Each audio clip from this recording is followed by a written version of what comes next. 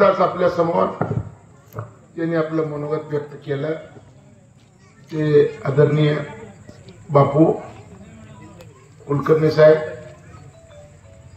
व्यासपीठावरची सर्व सन्मान्य मंडळी, उपस्थित भावांनो, तरुण मित्रांनो, आपण आता ऐकलं की देशाचं धोरण ठरवणारी ही निवडणूक आहे. मतदान करत असताना देशात सरकार कसं असावं हे आता तुम्हाला ठरवायचं आहे. तुम्ही ठरवणार आहे, पण आम्ही आमची बाजू मांडणार आहे. पटली बटन दाबायचंय, नाही पटली तर कुणाचं मी दाबा, आमच्याकडे बापात चाललंय. आमचं काम तुम्हाला समजून सांगणे आहे. मला आता सगळ्यांनी सांगितलं की कृषी मूल्य आयोगाचे अध्यक्ष आहे. मी तुम्हाला माझी एक नवीन ओळख सांगतो, का तर मला कशावर बोलायचंय, तर मी महाराष्ट्राच्या कृषी मूल्य आयोगाचा दुसऱ्यांदा अध्यक्ष झालोय. मला त्याच्यावर बोलायचंय. मला आता एक नवीन पद मिळालंय, ते बापूलाही माहित नव्हतं. ते पद काय माहितीये का? ते पद असे chief minister environment and sustainable task force government of Maharashtra. हे मुख्यमंत्र्याच्या अध्यक्षतेखाली टास्क फोर्स आहे. परंतु मुख्यमंत्र्याला उपमुख्यमंत्र्याला वेळ मिळणार नाही, पण एक कार्यकारी समिती तयार केली आणि त्या कार्यकारी समितीचा म्हणजे चीफ एक्झिक्युटिव्ह चेअरमन मी पाशा पटेल आहे त्या समितीचा. दोन विषयावर मला तुमच्या समोर बोलायचं आहे. पहिलं तर काय बोलायचंय, मी जरा कृषी मूल्य आयोगाचा अध्यक्ष म्हणून सांगतो. मी नुसतं महाराष्ट्राच्या कृषी मूल्य आयोगाचा अध्यक्ष दुसऱ्यांदा झालोय असं नाही. माझ्याकडे अजून एक पद आहे. ते पद काय माहितीये का, की जे 3 कृषी कायदे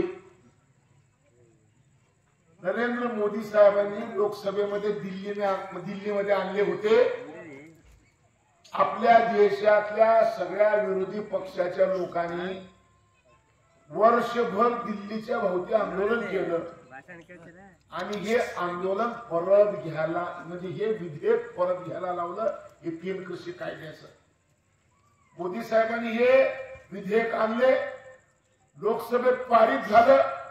वर्षभर विरोधकांनी आंदोलन केले आणि सगळ्या विरोधकाच्या आंदोलनाकडे बघून एके दिवशी मोदी साहेबांनी ते विधेयक परत घेतलं. परत घेताना भाषण काय केलं माहितीये तुम्हाला?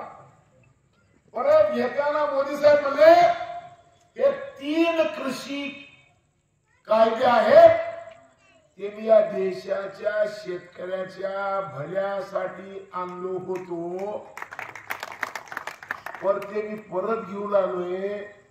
परत का घेऊन आलोय, तर हे विरोधी पक्षाच्या लोकांना समजून सांगायला मी कमी पडलो, म्हणून मी परत घेतोय. त्यांनी ते परत घेतले आणि त्याच दिवशी त्यांनी सांगितलं, काय सांगितलं, की पुन्हा अभ्यास करून हे कायदे मी लागू करणार आणि हे अभ्यास करण्यासाठी मी एक समिती करणार, असं लोकसभेत सांगितलं मोदी साहेबांनी. 1 महिन्यात समिती तयार झाली. त्या समितीत 5 लोक घेतलं मोदी साहेबांनी, फक्त 5. त्याच्यापैकी मी एक आहे.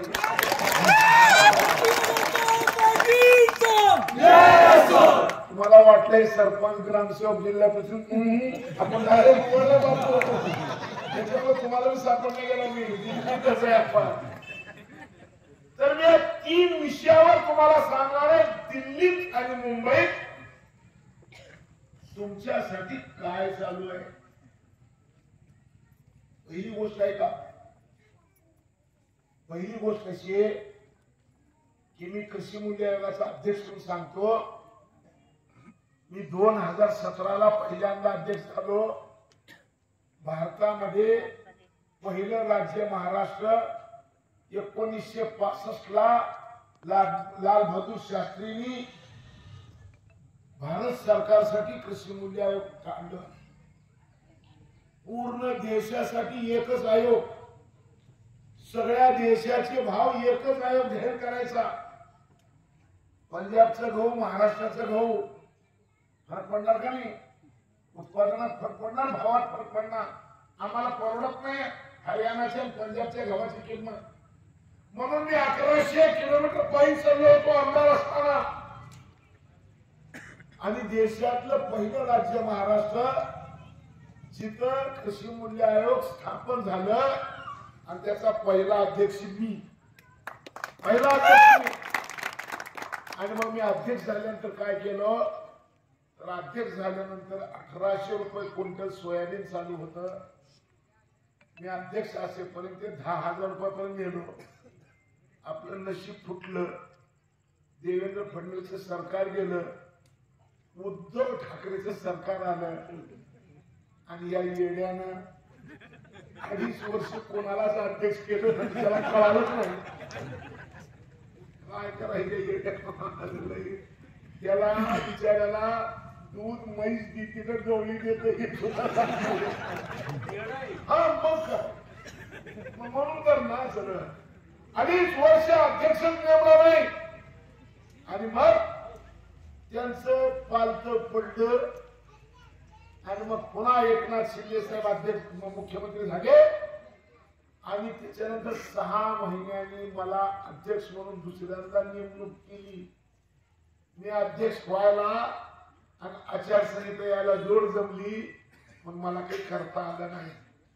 पण तरी मी मुख्यमंत्र्यांना उपमुख्यमंत्र्यांना सांगितलं की कापसात आणि सोयाबीन मध्ये प्रॉब्लेम आहे. मग आपल्या एक मुख्यमंत्र्यांनी आणि 2 उपमुख्यमंत्र्यांनी आचारसंहिता लागायच्या आधी 4,000 कोटी रुपये बाजूला काढून ठेवले. निवडणूक संपल्यानंतर कापूसवाल्याला आणि सोयाबीनवाल्याला वाटायचंय 4,000 कोटी. ह्याच्यात बऱ्याच गोष्टी आहेत, मी सगळं सविस्तर सांगणार नाही.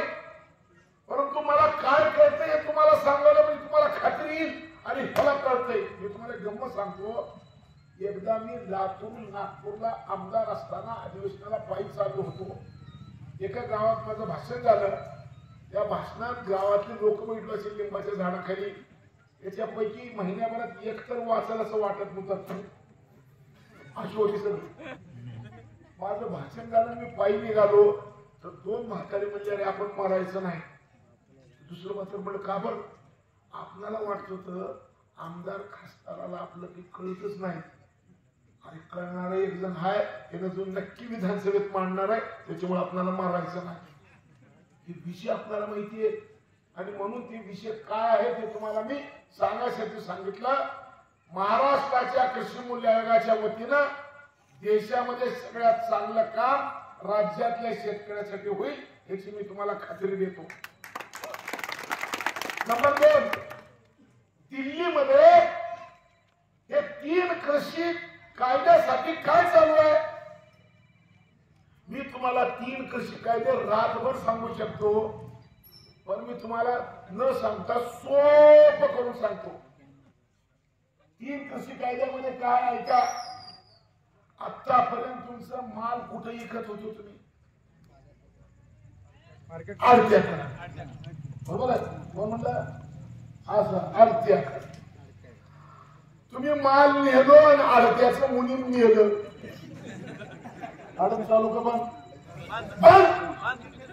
अख्खी आडत पण त्याच्या महाला त्याच्या मुनीम असेल माझं काही संबंध आहे का? हो. एक दिवशी हमाल उठला आणि आमचे तोलाई वाढला नाही तर बंद.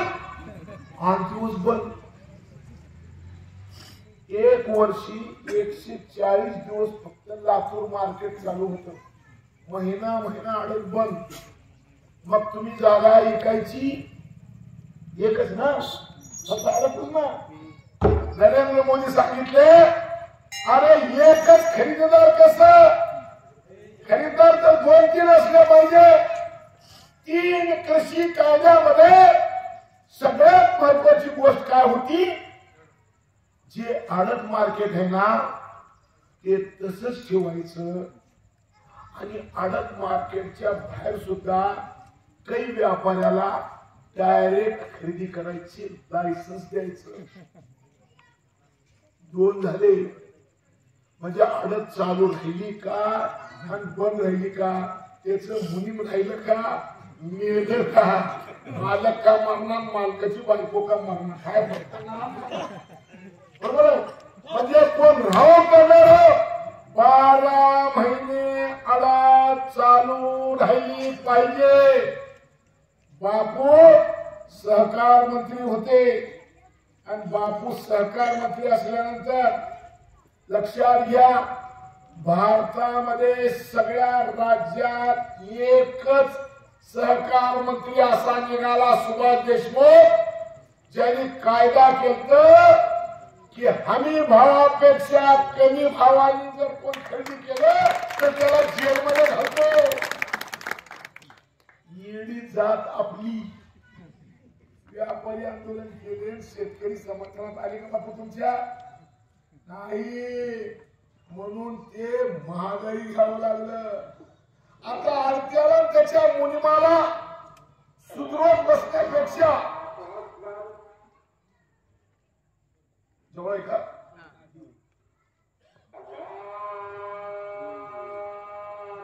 आपसात बोलायचं नाही. स्टेजवरचे बोलले की पुढचे बघते कोणीच बोलायचं नाही.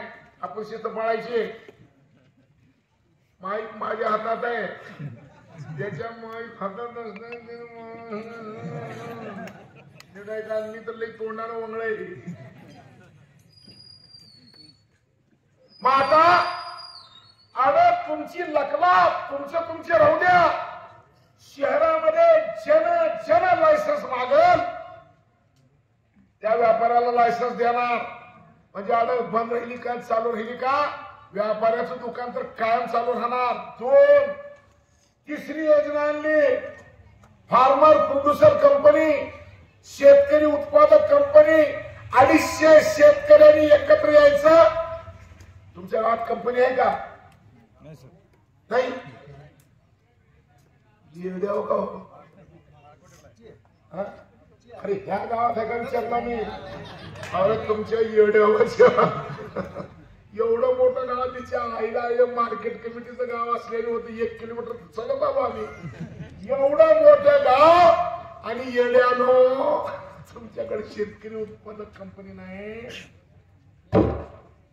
केंद्र सरकारने नरेंद्र मोदीच्या सरकारने शेतकरी उत्पादक कंपन्याला परवानगी दिली. गावातले 300 शेतकरी एकत्र यायचे. 1 चेअरमन 5 डायरेक्टर. मार्केट उभं करा.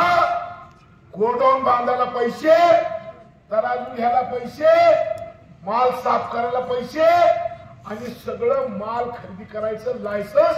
गावात मार्केट कमिट्या उभं करायचा निर्णय सरकारने घेतला. आता 1 मिनिट सगळे शांत बस. 1 सेकंड बघा. पहिलं एकच आडत त्याच्या मनाने चालू. पण आता माल विकायला 3 जागी उत्पादक कंपनी गावात दुसरं खाजगी व्यापारी आणि तिसरं मार्केट कमिटी. एक मार्केट कमिटी चांगली का 3 बाजार चांगले सांगा. भाई शपथ इमानदारीनं आता मला सांगा. आम्ही म्हणलो 3 बाजार देऊ. काँग्रेसवाले नको म्हणजे नको. एकच खाटीक पाहिजे. पाणी घालून कापो का बगर पाण्याची कापो. तुमच्या येड्या म्हणतात काहीतरी कळ येड्याला. आणि सगळे येडे एकत्र आले. वर्षभर आंदोलन चालवलं आणि नरेंद्र मोदीला हे कायदे महागाई घ्यायला लावले. त्याचा तुम्हाला फायदा झाला का नुकसान झालं. नुकसान झालं कळलं पाहिजे ना. का तर तुम्ही आता पण कच पंजावर दाबलो आणि तुमची पंजाने दाबत गेलं. तुमच्या लक्षातच आली बरोबर आहे का. आणि म्हणून हे खेळ झालं. अशा पद्धतीनं चुकीचे 3 कृषी कायदे परत घ्यावे लागले. दुसरी एक गोष्ट सांगू तुम्हाला, तुमच्या गावात शेती बटईनं भाड्यानं याची पद्धत आहे का? कशी कशी आहे सांगा बरं. हा, बटईनं, अजून खंड्यानं, अजून हा किस्सानं, अजून हा वर्षाची पैशानं, आहे का नाही? अरे आमच्या आज्यापासून चालू आहे. निम्म्यानं, बटईनं, 3 हिस्स्यानं, अर्धालीनं, पैशानं, आहे का नाही? तुमच्या मायची शपथ घेऊन सांगा की तुमचा एका शेतकऱ्याच्या अर्धालीनं ठरणं आणि तुमचा ते वाटणी करणारा मधून बदलला, तुम्हाला कोर्टात जाऊन न्याय घेता येतय का? घेता येतय नाही. नरेंद्र मोदींनी काय सांगितलं? नरेंद्र मोदींनी सांगितलं की अरे हे परंपरा चालू आहे, पण याला कायद्याचा आधार नाही, म्हणून मी याला कायद्याचा आधार देतो. आणि मग जमीन वाटेनं करायची असेल तर कोर्टात जाऊन करार करता येते आणि करार मोडणाऱ्याला शिक्षा होती आणि करारानं शेती घेणाऱ्याला 1000 वर्ष जरी शेती करारानं दिली त्याच्या मालकीची होणार नाही. अशा पद्धतीचा कायदा आणला. ते कायदा चुकीचा होता का बरोबर होता? मग या येड्यावानी त्या कायद्याला विरोध केला. तुमच्या फायद्याचं आहे का तुमच्या नुकसानीचं आहे? बाबा रे, मी एवढं स्पष्ट का बोलतोय का तर हे 3 कृषी कायद्यावर भारतभर भाषण करायला मला बोलावले. हे कायदे आल्यानंतर मी 50 वर्ष या गोष्टीवर भाषण करत होतो. मी जे भाषण करत होतो ते नरेंद्र मोदींनी कायद्याच्या रूपाने आणलं. मी देशभर भाषण केलो. मला वाईट वाटलं की या येड्या विरोधी पक्षाच्या लोकांमुळे हे कायदे परत गेले. मला दुःख झालं, पण पुन्हा मला एक आनंदी झालं. मोदी साहेब म्हणले हे कायदे परत आणणार आणि कायदे टोपण लावून द्या ना. मला जेव्हा प्यायचं तेव्हा पिन. मी काही जनावर नाही, दाखवत तवाच प्यायला. मला देवाण डोस कधी याला वाटलं हे बैल आहे, चला द्या पाण्याचा. अरे नाही, मला मी लागल तो पिन ना. तर बाबा रे, हे पुन्हा कायदे पारित करण्यासाठी लोकसभेमध्ये 5 माणसाच्या समितीत मी आहे. तुम्ही काळजी करू नका, मी जे बोलतोय हेच कायदे दिल्लीत होणार आहेत. आता मी अजून एक निर्णय करणार आहे, ते तुम्हाला सांगतो. ते म्हणजे हे की आता भविष्यामध्ये पिकामध्ये बदल केला पाहिजे. जुने जे पिक आहेत हेच न ठेवता नवीन पिक आता आणावं लागणार आहे. त्याच्यात काय काय होते आता सांगतो तुम्हाला. आता लई जण काय झालंय, उकडला नाही तुला तर 50 ग्राम टाकली. तुला उकडायचं डबल उकडला असतं. उकडला का नाही?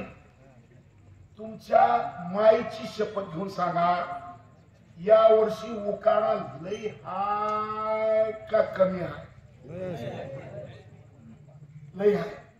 बापू तुम्ही इथं म्हणलो काँग्रेसची सभा झाली म्हणून, कुठे झाली? कुलकर्णी सोलापूरला. तुम्ही गेलतो का ऐकायला? कोणतरी एक जण तुम्ही गेलतो का? तुम्ही गेलतो उकडला विचारलं का तिथं? त्याला काय करते काँग्रेस वाल्याला? काय करते उकडले? अरे उकाडा वाढलाय, कसला वाढलाय? पृथ्वीवर मानव जात अस्तित्वात आल्यापासून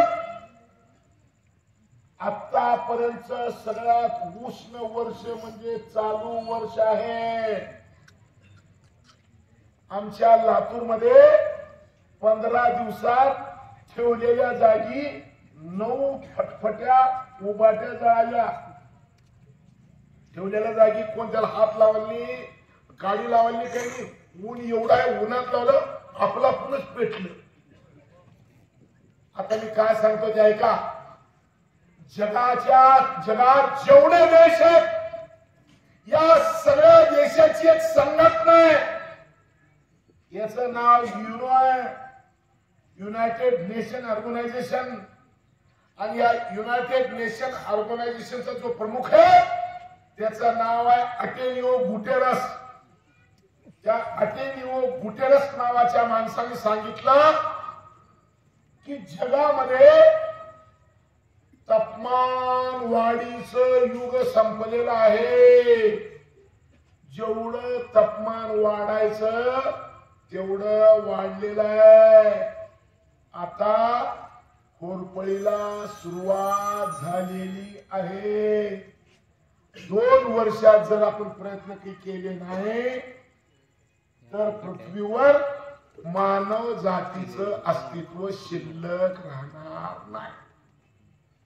म्हणजे आता त्या गुटेरसचं जर ऐकलं नाही तर 2 डोळे, 2 कान, 2 हात आणि 2 पाय असलं प्राणी पृथ्वीवर दिसणार नाही. तुम्हाला जर काही कळत असेल तर माझं समजून घ्या. एक काळी डायनोसर नावाचा मोठा महाकाय जनावर असायचा. पृथ्वीवर तापमान वाढलं, डायनोसॉर संपलं. डायनोसॉर नंतर जिराफ संपले, जिराफ नंतर हत्ती संपले, हत्ती नंतर वाघ संपले. बापू आता वाघानंतर आपला नंबर आहे. परवा एक बातमी आली बापू. बातमी काय होती? मुंबईत वाघ दिसला, मुंबईत वाघ दिसला अशी बातमी आली. ती बातमी वाचल्या माझ्या डोक्यात काय आलं, हे पेपरवाला, हे लिहिणारा, हे छापणारा जर जिवंत राहिले तर 100 वर्षानंतर बातमी येणार आहे मुंबईत माणूस दिसलं. माणसं राहणार नाही. काय आहे हे खरं होणार आहे का नाही तुम्ही बघा. मी तुम्हाला 4 उदाहरणं सांगतो, लई नाही. एक उदाहरण, 4 दिवसापूर्वी दुबईत काय झालं? म्हणजे किती? काय नाव तुमचं? शशिकांत पाटील. शहाणा माणूस आहे. विचारा लोक शशिकांत पाटील शहाणा आहे. हे कुलकर्णी त्याचा नंबर घ्या. उपयोगाचा आहे का? बर पुन्हा मला नंबर द्या त्याचा. माझे सरपंच आहे. अरे वारे गबरू. आणि एवढ्या लवकर माझी कशी केली त्याला? शाली लोक असेल असे. ठीक आहे. मग शाली एवढी शाली तर आमच्या समाला कशाला जगमारा ठेवायची? एवढ्या चांगल्याची जीवन तुम्ही तिच्या आमची आहे करायची काय करायची? बाबा आता आला होता भाषण करतो. तर निशिकांतनं सांगितलं. निशिकांत काय सांगितलं? 2 वर्ष पडणारा पाऊस 1 दिवसात पडलं. मग दुबईचं नाव दुबई झालं. दुबई. ठीक आहे. हे दुबई झालं. अजून एक ऐका. लिबिया नावाचा देश बापू, लिबिया नावाचा तेरणा नावाचं शहर 1,25,000 लोकसंख्या असलेलं तेरणा शहर 18 महिन्याचं पाऊस एक दिवसात पडलं. 1.25 लाख लोकसंख्येचं शहर वाहून गेलं. 50,000 लोक मेले. लिबिया सरकारने जगाला काय मागितलं? लिबिया सरकारने जगाला सांगितलं आम्हाला फक्त मेलेले मुर्दे ठेवायला प्लास्टिकच्या बॅगा द्या. पूर्ण शक्य नव्हतं.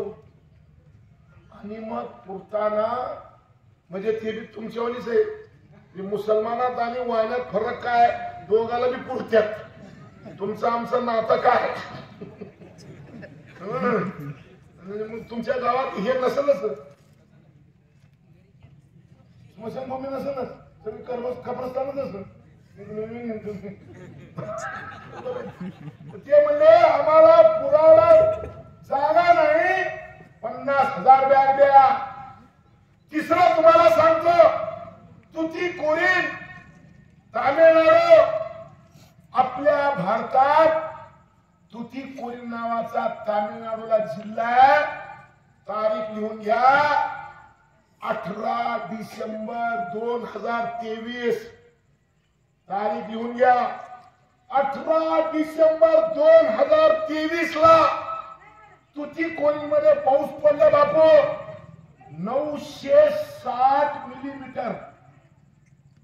960 मिलीमीटर म्हणजे फूट किती? 3.25 फूट. 3.25 फूट पाऊस पडला. काय राहिलं असेल तिथं? तुमच्या गावाचं 3.25 फूट पाऊस पडला. ए दुकानदार नाही, दुकानदार नाही तिथं. 3.25 फूट पडलं. गावात एक तरी दुकान राहील का? त्याचं सामान राहील का? तुमचं शेत राहील का? तुमचे जनावर राहतील का? तुम्ही राहसाल का? सोलापूरला वार्षिक पर्जन्यमान किती आहे बापू? हा, वार्षिक सेंटीमीटर किती? इंच नाही, सेंटीमीटर विचारलो मी. एक सांगितलं तर दुसरंच विचारते. 800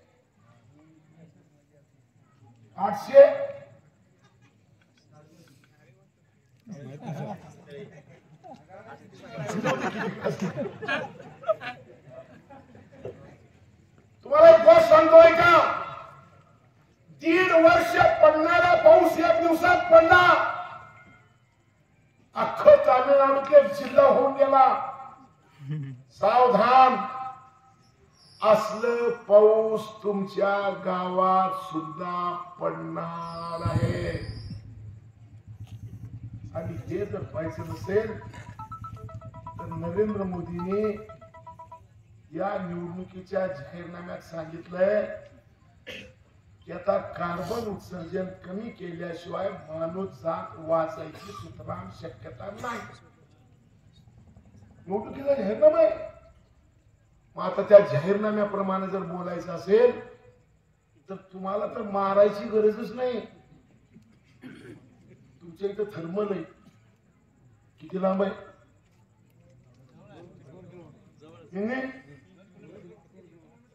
3 किलोमीटर. 3 किलोमीटर हे थर्मल. तुमच्या इथं पुन्हा कोण शहाणा आहे का बघतो समोर.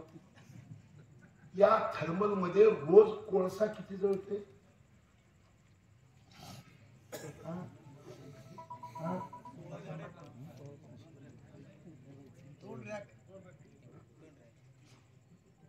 तुमच्या थर्मल मध्ये रोज कोळसा जळते 20,000 मेट्रिक टन.